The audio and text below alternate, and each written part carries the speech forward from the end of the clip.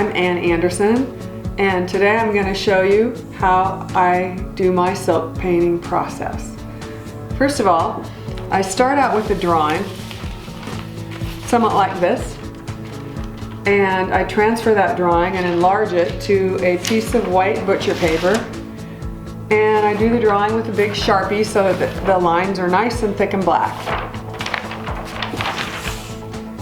Then I take my bolt of silk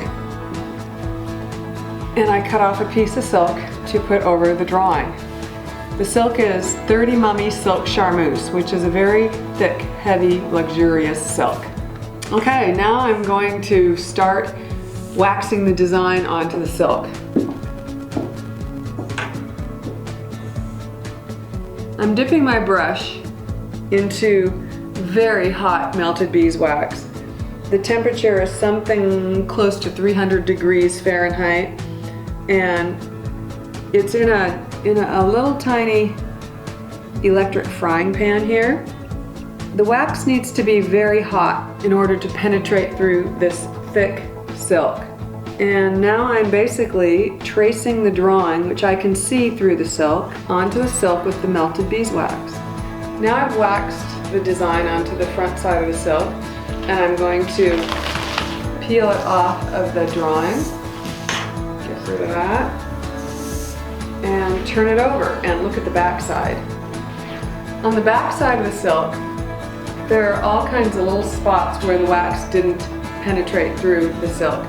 You need to plug those up, sort of like putting your finger in a dam, because the dyes will bleed through those little open areas. So wherever I see a little spot where the wax didn't penetrate through, I go over it with fresh hot wax so that there isn't a gap in the wax.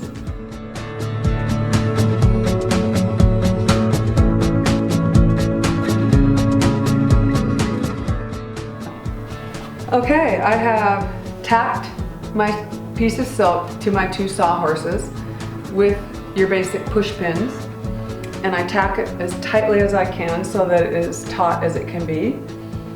And now it's ready to start painting. I have my color palette of dyes here.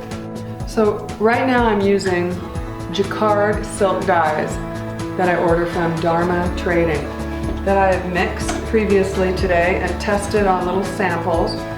I have little samples of white silk that I paint and make sure that the color turns out exactly the way I want it to. Then I know what color I'm painting with.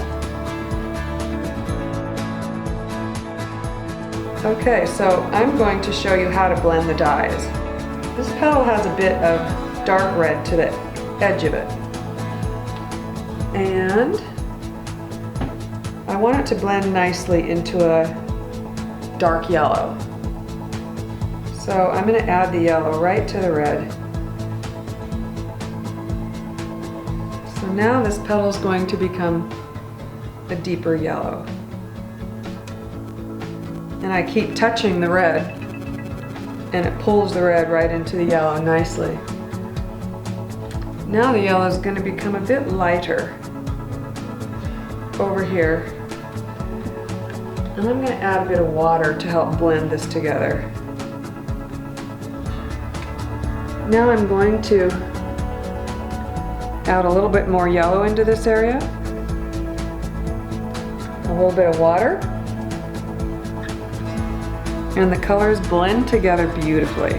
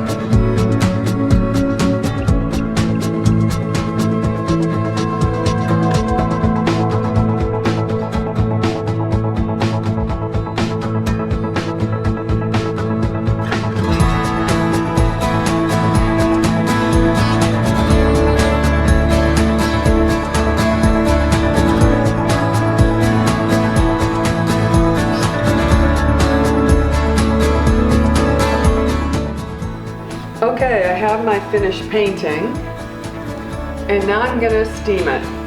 It's nice and dry, and it's time to steam it because in order to get the colors to be permanent, I need to steam it for 2 hours.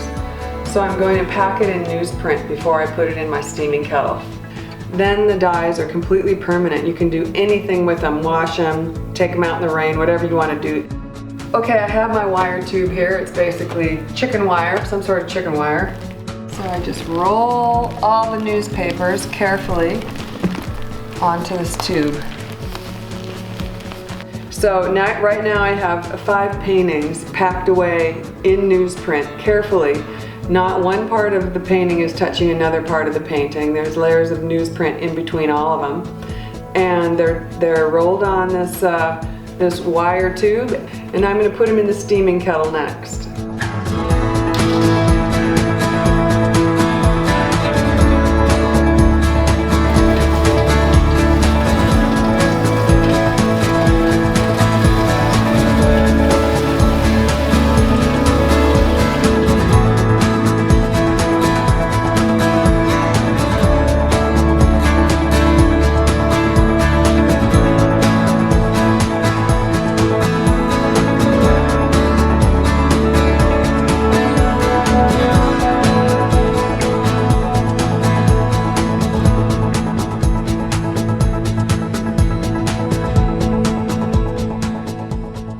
So during the 2 hours that these silk paintings are in the steaming kettle, the steam will just fill up inside here, and a chemical reaction will take place with the dye to make them permanent. But it does take about 2 hours of steam. No condensation will drip onto the paintings because there's a towel here and lots of layers of newsprint, so the condensation just kind of soaks into this layer up here and not dripping onto the paintings, which would be very bad, making watermarks that you can't get rid of. And then after the 2 hours is finished, I take them out and I put them in a great big vat of hot soapy water to get the excess dye out of the silk. And I wash and rinse them about 10 times. And after that, once they're dry, I take them to the dry cleaners to get the wax out. My silk painting is almost finished. I brought it back from the dry cleaners and sewed a border on the edge, cotton border, and I built a frame too. So the frame is really nice lumber, and I staple the painting onto the lumber frame through the cotton so that it doesn't do any damage to the silk. I back the frame with fiberfill, and in between the fiberfill and the silk is a layer of fiberfill batting that gives it a cushy effect. So now I will start painting over the white lines.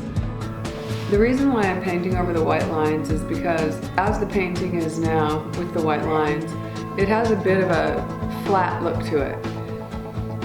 I discovered after about doing this for about 12 or 15 years that once you paint over the white lines, the depth pretty much triples, and you have a very three-dimensional looking painting. So I take the colors that I've mixed and I match them as close as I can to the color on the silk so that the lines basically disappear. So this is my silk painting technique. I hope you've enjoyed watching. And if you have any more questions or want to contact me or look at photos of other paintings, it's all on my website, AnnEnderson.com. ANNEANDERSON.com. Thanks for watching.